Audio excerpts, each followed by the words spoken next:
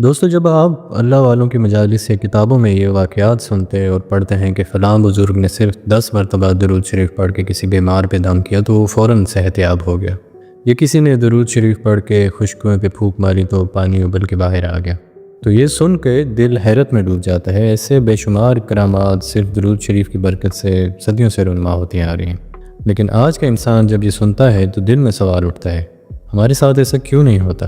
ہم بھی تو درود شریف پڑھتے ہیں۔ حقیقت یہ ہے کہ درود شریف تو وہی ہے، لیکن فرق اس یقین، اخلاص اور قلبی ارتعاش میں ہے جو پڑھنے والوں کے دل میں موجود ہوتا ہے۔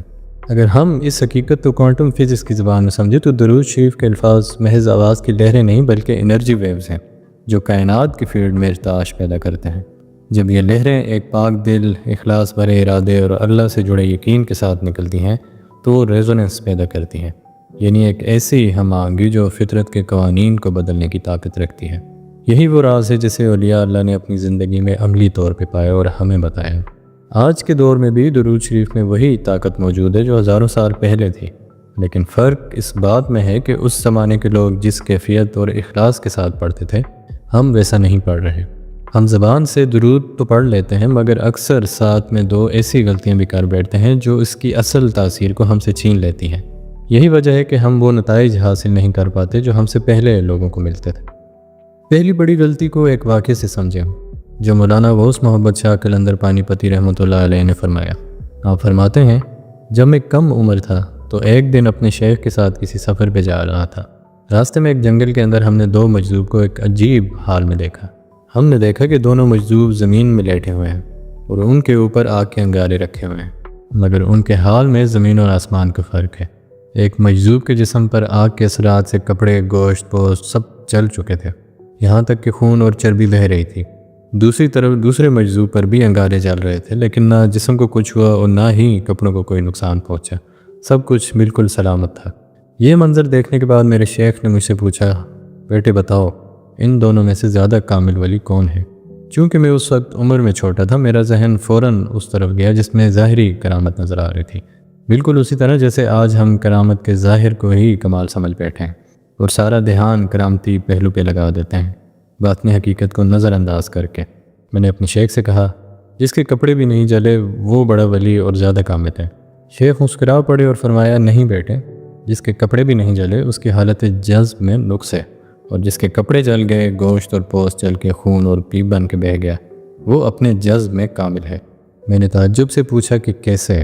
شیخ فرمانے لگے، آگ کا کام ہے جلانا، ایک مجذوب پہ آگ جل رہی ہے مگر وہ نہیں جل رہا، اس کا مطلب یہ ہے کہ کوئی ایسی چیز ہے جو آگ کو اپنا کام کرنے سے روک رہی ہے، اور وہ چیز اس مجذوب کی توجہ ہے۔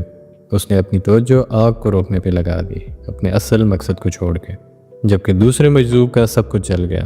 اس کا مطلب یہ ہے کہ آگ اپنا کام کر رہی ہے اور اس نے آگ کو روکنے کی طرف کوئی دھیان نہیں دیا بلکہ اپنی تمام تر توجہ صرف اپنے مولا کی طرف مرکوز رکھی۔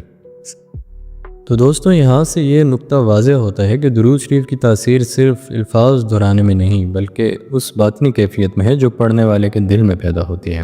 کوانٹم فزکس کے اصول کے مطابق ہر عمل کے پیچھے ایک انرجی وائبریشن ہوتی ہے۔ اگر دل اللہ کے حضور جھکا ہوا ہو اور یقین سے لبریز ہو تو یہ ارتعاش کائنات میں لہریں پیدا کرتا ہے جو حقیقت کو بدلنے کی صلاحیت رکھتی ہیں، لیکن اگر دل غافل ہو تو وہ لہریں ٹوٹ پھوٹ کا شکار ہو جاتی ہیں اور اثر کم ہو جاتا ہے۔ اگر اس کو روحانیت اور کوانٹم فزکس کے تناظر میں دیکھیں تو اصل فرق اندرونی حالت کا ہے، نہ کہ صرف ظاہری نتیجے کا۔ وہ مجذوب جس کا جسم سلامت رہا، اس کے باطن میں ایک ایسی انرجی شیلڈ تھی جو بیرونی فزیکل قوانین سے بلند سطح پہ کام کر رہی تھی، یعنی کوانٹم لیول پہ۔ اس کا دل، نیت اور روحانی ارتعاش اس قدر ہم آہنگ تھے کہ آگ کے ذرات کی توانائی اس کے جسم کے ساتھ ڈسٹرکٹیو انٹریکشن نہیں کر پائے، جبکہ دوسرے مجذوب کے دل کا ارتعاش شاید اس درجے کی ہم آہنگی میں نہ تھا، اسی لیے فزیکل قوانین نے اس پہ اثر کر دیا۔ یہی فرق ہمیں یہ سکھاتا ہے کہ اصل کرامت دل کی کیفیت میں ہے، نہ کہ صرف آنکھوں کے سامنے ظاہر ہونے والے معجزے میں۔ تو دوستو، یہی معاملہ ہمارے درود شریف پڑھنے کا بھی ہے۔ ہم درود شریف تو پڑھتے ہیں مگر اس نیت سے کہ گھر میں برکت ہو، مال و دولت میں اضافہ ہو اور مسائل حل ہو جائیں، یعنی ہم اللہ اور اس کے رسول کی رضا کے لیے نہیں پڑھ رہے ہوتے بلکہ اپنی ذاتی ضرورت، خواہش اور دنیاوی فائدے کے لیے پڑھ رہے ہوتے۔ تو یہ ایک تجارتی سوچ ہے، اخلاص نہیں۔ اس کا صاف مطلب یہ ہے کہ ہمیں اپنی دنیا عزیز ہے، اللہ اور اس کے رسول کی محبت نہیں۔ روحانیت اور کوانٹم فزکس کے تناظر میں دیکھیں تو نیت ایک انرجی ڈائریکٹر ہے، یعنی توانائی کو کس سمت میں بھیجنا ہے یہ نیت طے کرتی ہے۔ جب نیت ہی دنیاوی فائدے کی طرف ہو تو آپ کی توانائی لو فریکوینسی پہ کام کرتی ہے جو صرف محدود اور مادی نتائج دیتے ہیں، لیکن جب نیت خالص اللہ کی رضا کے لیے ہو تو آپ کی توانائی ہائی فریکوینسی ریزوننس پہ پہنچ جاتی ہے جو کائنات کے قوانین سے بلند اثرات پیدا کرتی ہے، وہ اثرات جنہیں ہم اولیاء اللہ کی کرامت کے طور پہ دیکھتے ہیں۔ درود شریف کی اصل تاثیر اس وقت آپ سے چھین لی جاتی ہے جب آپ کا مقصد اللہ کی رضا نہیں ہوتا۔ جن بزرگوں کو درود شریف سے وہ باطنی تاثیر حاصل ہوتی تھی، جن کے دم سے خشک کنویں میں پانی ابل پڑتا تھا، ان کی زندگی کا اصول یہ تھا کہ وہ کبھی بھی اپنے لیے کچھ نہیں کرتے تھے۔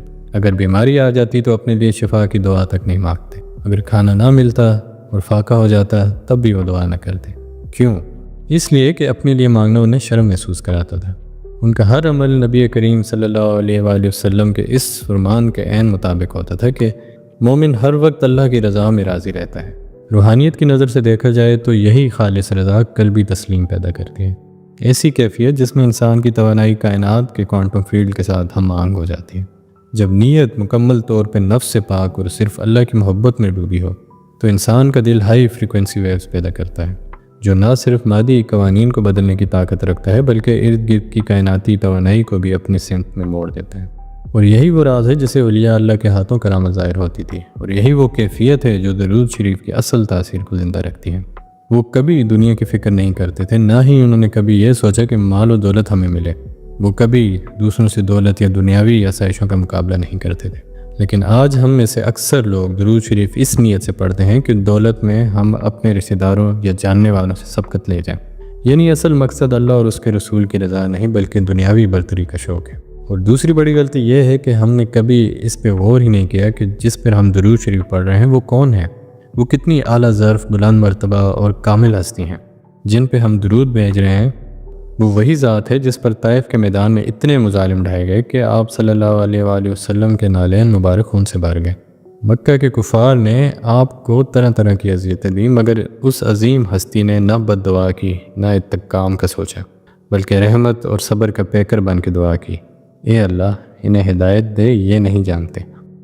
طرح طرح کی تکلیفیں آپ کو دی جاتی رہیں، تانے اور طنز کیے جاتے رہے، ہر قسم کے جملے آپ کی ذات اقدس پہ کسے جا رہے تھے، تنقید ہو رہی تھی، اور یہ سب کچھ اس ہستی کے ساتھ ہو رہا تھا جس کے پاس ہر قسم کا اختیار، طاقت اور حکومت تھی۔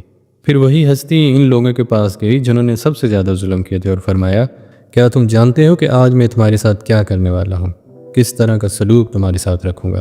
تو وہ سب خوف سے کانپنے لگے اور عرض کرنے لگے، ہم جانتے ہیں کہ آپ ہماری گردنیں اڑائیں گے، ہمیں سولی پہ لٹکائیں گے، کیونکہ ہم نے آپ کو بہت تکلیف دی اور ہم اس سزا کے مستحق ہیں۔ لیکن جس پہ آپ درود پڑھتے ہیں اس رحمت کے پیکر نے فرمایا، آج تم پہ کوئی گرفت نہیں، جاؤ تم سب آزاد ہو۔ انہوں نے فرمایا، میں نے تم سب کو معاف کیا۔ لیکن آج کا درود پڑھنے والا اس ظرف، اس حوصلے اور اس بڑے دل کا مالک نہیں کہ وہ بھی دوسروں کو ایسے ہی معاف کر سکے۔